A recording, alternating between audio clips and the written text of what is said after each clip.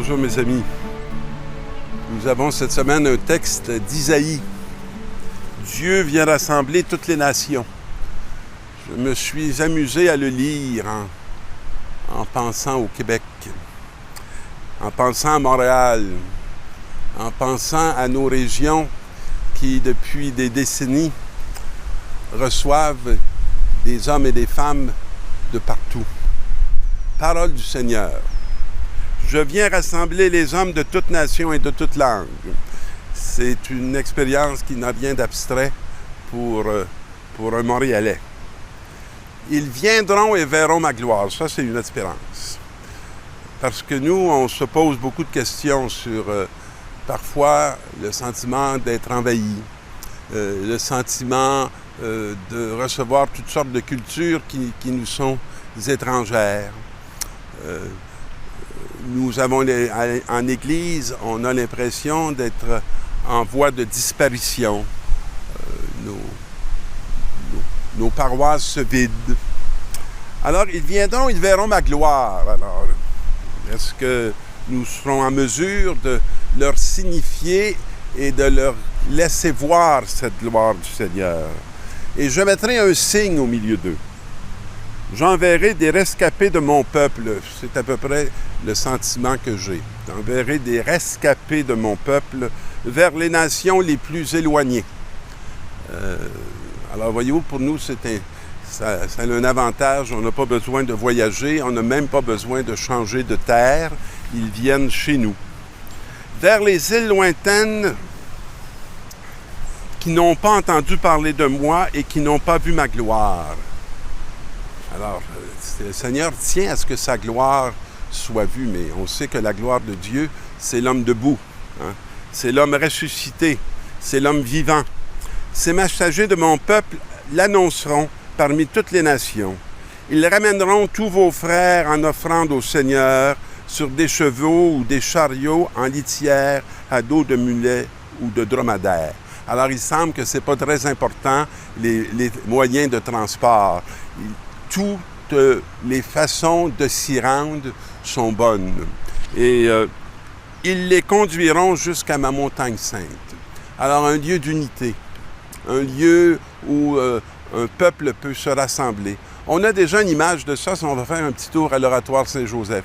C'est impressionnant, l'Oratoire Saint-Joseph sur le Mont-Royal, parce que on voit bien que toutes les nations s'y retrouvent.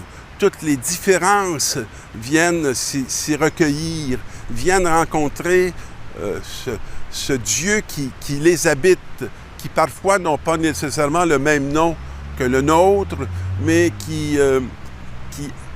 ces dieux qui sont finalement un Dieu unique, parce qu'un Dieu qui appelle à la paix, appelle à cette fraternité entre les hommes.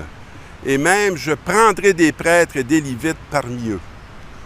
Alors, toute l'espérance de serviteurs qui viendront se mettre au service de cette présence, au service de ce grand désir que la gloire de Dieu soit révélée.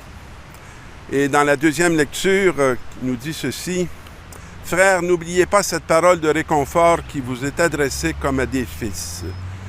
Et ne négligez pas les leçons du Seigneur, ne te décourage pas quand il te fait des reproches. » Je viens d'aller à l'ordination d'un de mes bons amis, un jeune homme qui a été dans mon équipe pastorale pendant 2 ans, que je considère vraiment comme un fils. Et je ne crois pas qu'au cours de ces 10 dernières années où on a eu à cheminer ensemble, à se reconnaître mutuellement, je lui ai fait beaucoup de reproches, mais je pense que le Seigneur a fait ce qu'il y a de plus essentiel dans nos vies d'hommes. Il a fait qu'on a pu se reconnaître à la fois comme fils, comme père, mais comme fils du même père aussi. Et quand le Seigneur aime quelqu'un, il lui donne de bonnes leçons. Et une des joies, quand j'ai passé la première semaine de son ministère avec Damien, en France, dans le diocèse de Nanterre, c'était de le voir attentif et vigilant avec un cœur vraiment plein du désir de répondre à ce dont ses jeunes frères et sœurs qui lui étaient confiés attendaient d'un prêtre d'être là, d'être avec eux, d'être une présence réelle et bien incarnée, qui ne les appuyait pas sur lui, mais qui les conduisait vers celui qui pouvait apporter la lumière pour dissiper les ténèbres parfois importantes de leur vie. Alors Dieu se comporte envers vous comme envers des fils. Et quel est le fils auquel son père ne donne pas de leçons? Il ne faut pas se braquer dans la vie quand on a à apprendre des choses. Il ne faut pas croire que Dieu nous oublie. Il ne faut pas croire qu'on est puni. Il ne faut pas croire qu'on nous fait des reproches. Il faut savoir qu'on est invité à entrer dans une expérience qui va au-delà de nos peurs et qu'on est invité à prendre un chemin qui est un chemin de croissance et un chemin de victoire. Je suis le chemin, la vérité et la vie. Et pour être capable de les accueillir, il y a certains mensonges dont il faut sortir et reconnaître qu'ils sont des mensonges. Alors, dans cette belle parole, le Seigneur nous invite à cette alliance filiale. Dans l'Évangile, dans sa marche vers Jérusalem, Jésus passait par les villes et les villages en enseignant.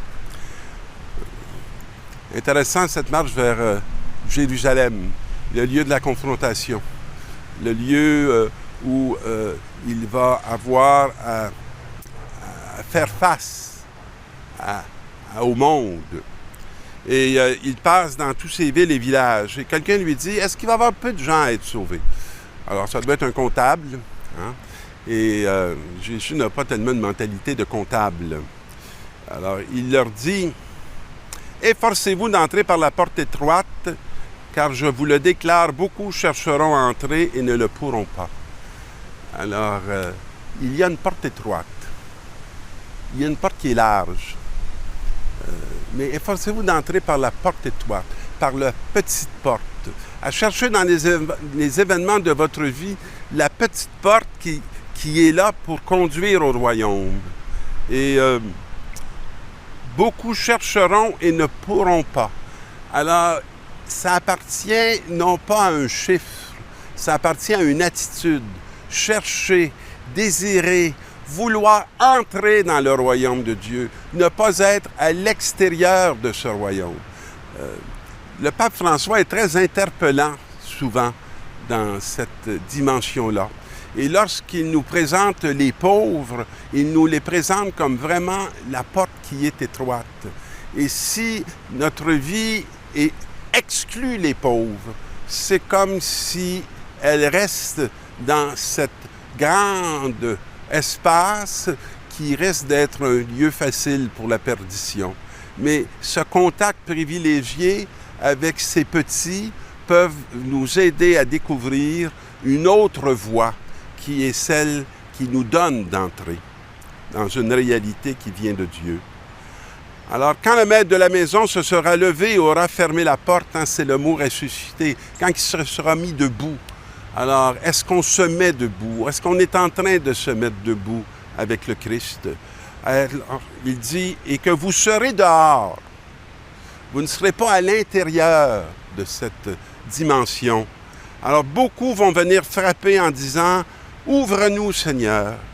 Il vous répondra, je ne sais pas d'où vous êtes. Alors, vous vous mettrez à dire, nous avons mangé et bu en ta présence et tu as enseigné sur nos places. Il vous répondra, je ne sais pas d'où vous êtes. Êtes-vous de Dieu?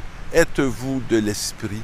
Êtes-vous de ce monde que je ne reconnais pas, que je ne connais pas? Et il y aura des pleurs et des grincements de dents quand vous verrez Abraham, Isaac et Jacob et tous les prophètes dans le royaume de Dieu et que vous serez jetés dehors.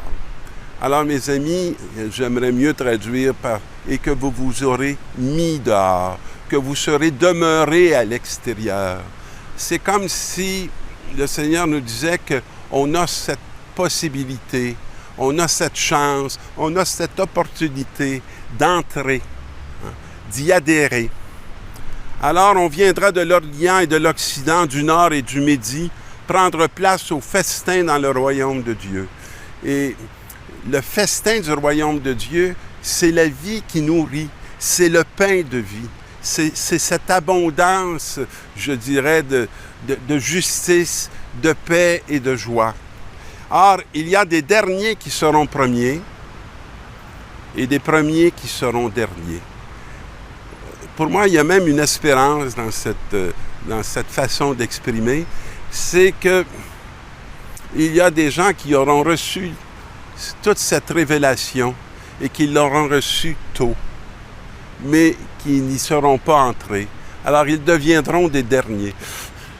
Et il y a des derniers qui seront des premiers, parce que lorsqu'ils entendront proclamer, lorsqu'ils rencontreront le Christ, aussitôt, ils entreront dans ce royaume pour recevoir cette bénédiction que Dieu veut pour tous les humains et qu'il nous donne en Jésus-Christ. Alors, bon festin, et je vous souhaite cette semaine d'entrer à la fois dans cette volonté qui est le règne de Dieu. Amen.